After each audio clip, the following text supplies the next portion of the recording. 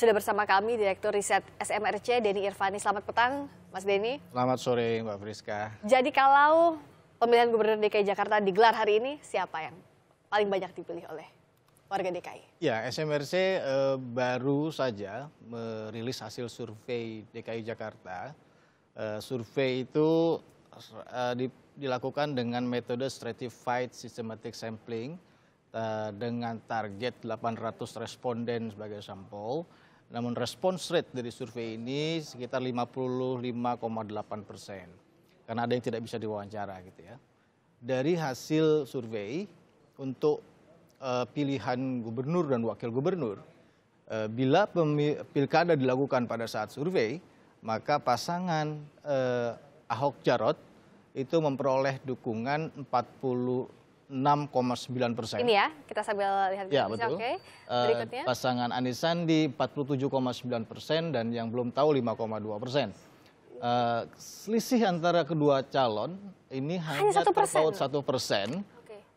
Dan masih ada 5,2% yang belum tahu atau merahasiakan jawaban. Ini selisih yang tidak signifikan dari sisi statistik. Ya. Artinya apa? Faktanya sekarang ketika survei dilakukan, yang unggul bisa Anies Sandi, bisa Ahok Jarot. Karena masih ada 5,2% ini ya? Yang bukan, karena ada 4,7% plus minus margin of error survei. Oke, margin of errornya 4,7%. Jadi kalau selisihnya itu besar apalagi lebih ya? kecil dari ini, faktanya bisa Ahok Jarot yang unggul, bisa Anies Sandi yang unggul. Oke.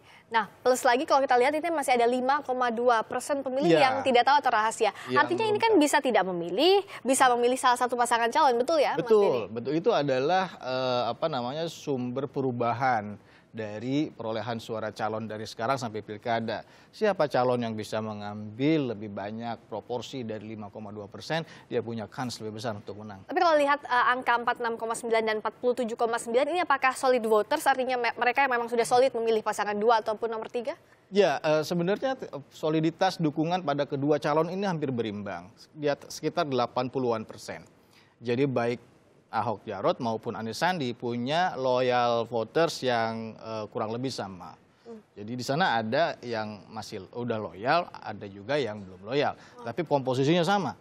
Jadi yang lebih menentukan adalah selama 2 minggu ke depan, setelah survei atau seminggu ke depan sampai pilkada, apa yang terjadi pada 5,2%. Oke, 5,2% ini apakah termasuk juga pemilih Agus Silvi pada putaran pertama kemarin diantaranya? Iya, tentu saja ada di sana gitu ya. Tapi juga ada yang sudah memilih masing-masing calon, kan begitu. Tapi masih bisa berubah haluan. Masih bisa berubah.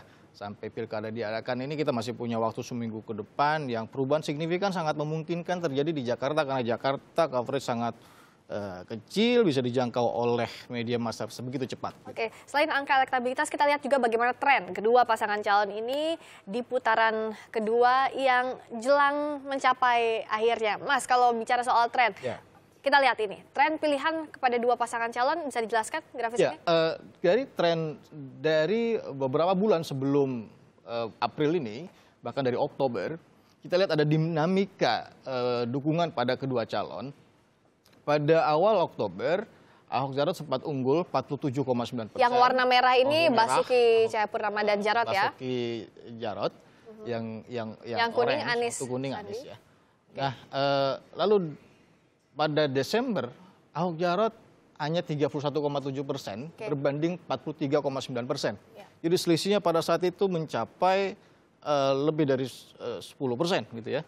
Namun dalam waktu 4 bulan, ternyata ada dinamika di mana Ahok Jarot itu elektabilitasnya cenderung naik, sementara Anies Sandi ada kenaikan sedikit tapi tidak sebesar kenaikan pada Ahok Jarot. Faktornya apa itu dari kedua pasangan calon? Ada sejumlah faktor yang berpengaruh terhadap pilihan. Dalam survei kita menganalisis salah satunya adalah kualitas personal dari calon itu sendiri. Seberapa perhatian pada rakyat, seberapa jujur, kemudian seberapa kemampuan memimpin calon, itu juga berpengaruh terhadap evaluasi pemilih terhadap faktor sifat-sifat calon itu berpengaruh. Tapi yang nggak kalah penting adalah faktor debat. Nah, debat malam nanti? No, tentu debat sebelumnya. Oke. Kan sebelumnya pernah ada debat, walaupun tidak resmi, pernah dilakukan oleh salah satu lembaga. Itu pun masuk swasta. hitungan. Itu efeknya besar sekali. Karena Seberapa besar, Mas, kalau di... Pertama adalah 84%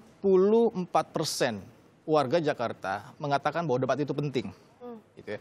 Yang kedua, 45% warga Jakarta menonton debat yang dilakukan oleh salah satu stasiun televisi yang lalu. Artinya itu 4 dari 10 orang nonton, besar sekali angka itu. Oke. Dan pada saat debat ditanya warga itu dalam survei siapa yang unggul dalam debat. Yang unggul pada saat debat sebelumnya adalah Ahok Jarot 60%, lalu Ahok 60% dan Anies 30%. Oke. Jadi yang mengatakan Ahok lebih baik dalam debat yang lalu adalah lebih besar dibanding mengatakan Anies. Apa yang jadi faktor bahwa debat ini bagi warga DKI Jakarta khususnya menjadi penting? Ya, warga Jakarta itu mayoritas berpendidikan lumayan lebih tinggi dibandingkan wilayah-wilayah lain di mana. Ini ya kalau kita lihat seberapa penting acara debat. Ya, yang tadi saya sampaikan itu bahkan 87%. Ya. Tadi saya bilang 84. 87%. 87% mengatakan debat itu penting. Dan dalam debat yang unggul adalah Ahok sebelumnya. Nah, kita pasti punya satu debat lagi yang diselenggarakan oleh KPU yang resmi nanti malam. Dan itu akan sangat menentukan bagaimana performa dari kedua calon, kemudian pemilih menilai siapa yang lebih baik, programnya, cara penyampaiannya, dan seterusnya. Sehingga pemilih punya bahan yang lebih banyak untuk menilai siapa calon yang mau dipilih. Efek itu akan lebih terasa pada yang 5,2% yang menjawab tidak tahu atau rahasia tadi, atau termasuk dia loyal voters bagi masing-masing pasangan calon? Ya, kalau loyal voters mungkin agak susah untuk bergerak, tapi angkanya kan sekitar 80%. Masih ada 20% dari pemilih masing-masing calon yang masih bisa berubah tergantung konstelasi yang terjadi selama seminggu ke depan. Nah, 20% itu cukup besar. Ya. Artinya kan bisa mempengaruhi keadaan yang ada terjadi saat ini. Jadi ya saya kira efeknya akan sangat besar gitu ya. Sebenarnya bukan hanya debat gitu ya. Orang memilih tentu banyak faktor ya. Ada misalnya sikap atau penilaian terhadap kinerja pemerintahan sekarang. Kalau dia puas cenderung memilih petahana, kalau dia nggak puas cenderung memilih Anies Sandi kan begitu. Lalu juga isu penistaan agama misalnya itu juga termasuk salah satu faktor yang ya apakah warga Jakarta menilai bahwa Ahok itu menista agama atau tidak. Misalnya. Itu kan juga tidak semua orang punya pendapat yang sama. Dan itu berpengaruh, semakin rendah orang yang mengatakan itu, maka peluang Ahok Jarot makin besar. Semakin tinggi sebaliknya Anies Sandi yang besar gitu yang akan. Jadi kalau kita urutkan isu apa yang paling menentukan 1 minggu jelang Pilkada putaran kedua ini berakhir, apa Mas? Kalau bisa dibaca selain debat, apa lagi? Ya, isu apa namanya penistaan agama itu kan selama ini terus masih ada di level masyarakat gitu ya. Ajakan memilih pemimpin berdasarkan kriteria tertentu itu juga masih ada. Itu bisa berpengaruh sebenarnya. Ya. Tetapi bagaimanapun gitu ya, kita melihat bahwa isu itu expose-nya sudah semakin menurun dibanding sebelumnya. Yang paling tinggi pada saat Desember. Desember itu sangat tinggi sekali isu. Berarti sekarang orang sudah menilai programnya. Mulai menurun dan kemudian orang mulai memperhatikan hal yang lain. Salah satunya program calon. Lewat mana? Lewat debat gitu kan. Oke. Untuk program ini kan ada lewat debat, ada juga lewat kampanye sehari-hari. Ya. Mana sebenarnya yang paling efektif untuk warga DKI Jakarta? Apakah di debat dirangkumkan nanti oleh para pasangan calon atau sehari-hari dengan kampanye yang dijalankan oleh pasangan calon nomor urut 2 dan 3 ini? Ya, kalau kampanye tatap muka kepada pemilih tentu saja itu punya efek yang besar. Masalahnya adalah seberapa banyak pemilih yang bisa didatangi atau dikunjungi kan. Biasanya sangat sedikit. Dalam satu pertemuan saya kira 1.000-2.000 orang udah lumayan banyak. Kalau stadion bisa 10.000. Tapi 10.000 dari 7 juta orang kan kecil sekali. Tapi kalau di televisi yang nonton bisa mencapai 50%, itu artinya 3,5 juta pemilih gitu. Jadi debat di TV itu sangat jauh ininya, expose-nya. Dan kita tahu tadi bahwa itu sangat penting bagi pemilih untuk menilai calon. Oke, dan efek ini juga kalau kita lihat sejalan dengan yang dibicarakan di media sosial ya. Kalau kita lihat tiap kali debat ada komentar di media sosial, ada yang positif, negatif, itu juga jadi pengaruh, Mas?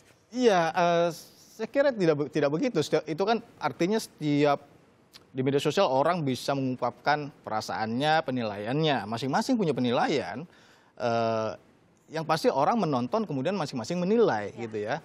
Dan dari survei yang kami lakukan sebelumnya, debat sebelumnya itu Ahok nilai lebih banyak nilai Ahok lebih unggul dibanding Anies Sandi.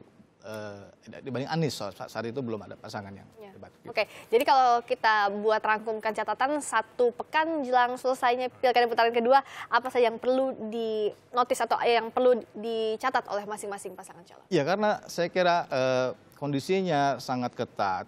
Ini bagi kedua calon tentu sekecil apapun yang dilakukan akan dampaknya sangat besar gitu ya. Dan yang kedua adalah tingkat partisipasi. Survei itu pemilih didatangi oleh pelaku survei, oleh SMRC. Ditanya mau pilih siapa. Tapi dalam pilkada pemilih yang datang ke TPS. Ya belum tentu mereka yang mengatakan saya pilih calon A, tapi kalau nggak datang ya percuma juga kan begitu. Jadi partisipasi pemilih, partisipasi masing-masing pemilih calon itu mobilisasi atau apa namanya menggerakkan pemilih untuk datang ke TPS sudah hal yang sangat penting. Nanti yang menentukan adalah partisipasi pemilih pada 19 April nanti. Ya, betul. Pekan depan. Terima kasih Mas Denny Irvani. Sama-sama. Peneliti dari SMRC sudah bergabung di Kompas Petang.